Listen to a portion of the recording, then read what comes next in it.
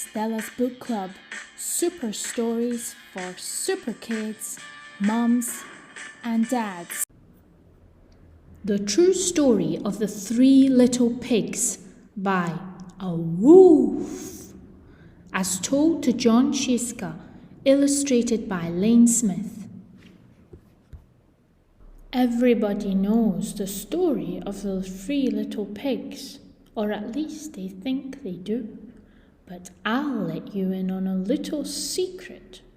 Nobody knows the real story, because nobody has ever heard my side of the story. I'm the wolf, Alexander T. Wolf. You can call me Al. I don't know how this whole big bad wolf thing got started, but it's all wrong. Maybe it's because of our diet. Hey, it's not my fault wolves eat cute little animals like bunnies and sheep and pigs. That's just the way we are. If cheeseburgers were cute, folks would probably think you were big and bad too.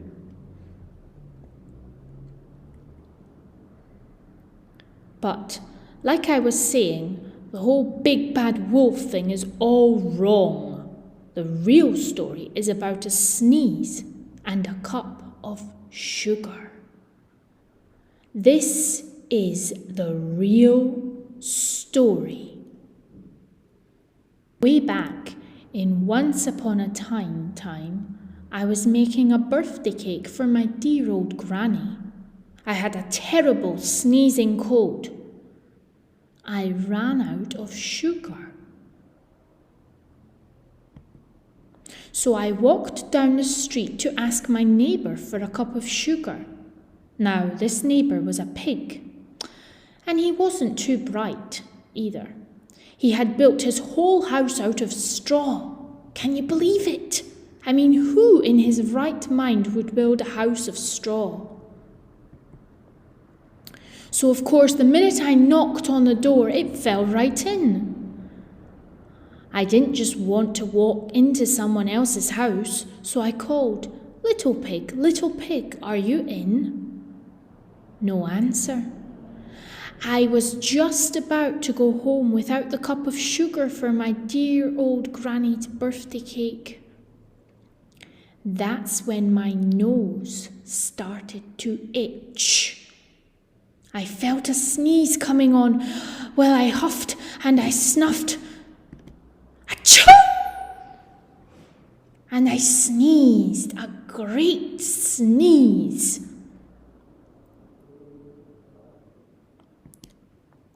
And you know what? The whole darn straw house fell down, and right in the middle of the pile of straw was the first little pig, dead as a doornail. He had been home the whole time. It seemed like a shame to leave a perfectly good ham dinner lying there in the straw, so I ate it up. Think of it as a big cheeseburger just lying there.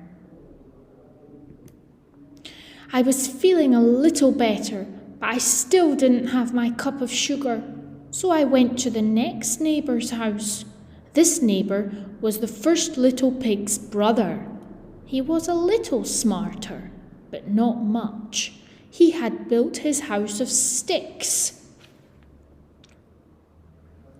I rang the bell on the stick house. Nobody answered.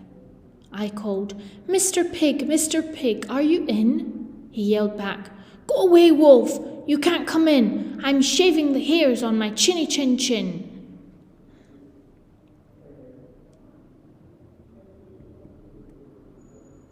I had just grabbed the doorknob when I felt another sneeze coming on. I huffed and I snuffed and I tried to cover my mouth, but I sneezed a great sneeze. And you're not going to believe it, but this guy's house fell down just like his brother's. When the dust cleared, there was a second little pig, dead as a doornail. Wolf's honour. Now, you know food will spoil if you just leave it out in the open. So I did the only thing there was to do. I had dinner again. Think of it as a second helping. I was getting awfully full, but my cold was feeling a little better. And I still didn't have that cup of sugar for my dear old granny's birthday cake, so I went to the next house. This guy was the first and second little pig's brother. He must have been the brains of the family. He had built his house of bricks. I knocked on the brick house. No answer. I called, Mr. Pig, are you in? And do you know what that rude little porker answered? Get out of here, Mr. Wolf! Don't bother me again! Talk about impolite! He probably had a whole sack full of sugar, and he wouldn't give me even one little cup for my dear sweet old granny's birthday cake. What a pig! I was just about to go home and maybe make a nice birthday card instead of a cake when I felt my cold coming on. I huffed and I snuffed and I sneezed again.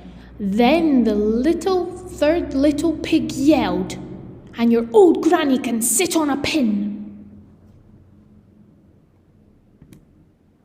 Now, I'm usually a pretty calm fellow, but when somebody talks about my granny like that, I go a little crazy.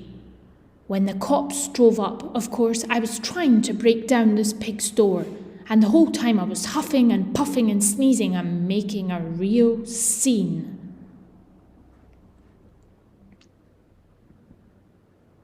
The rest, as they say, is history. The news reporters found out about the 2 pigs I had for dinner. They figured a sick guy going to borrow a cup of sugar didn't sound very exciting. So they jazzed up the story with all that huff and puff and blow your house down, and they made me the big bad wolf. That's it, the real story. I was framed. But maybe you could loan me a cup of sugar. Goodbye. I hope you liked this story. Please subscribe to my channel. Bye.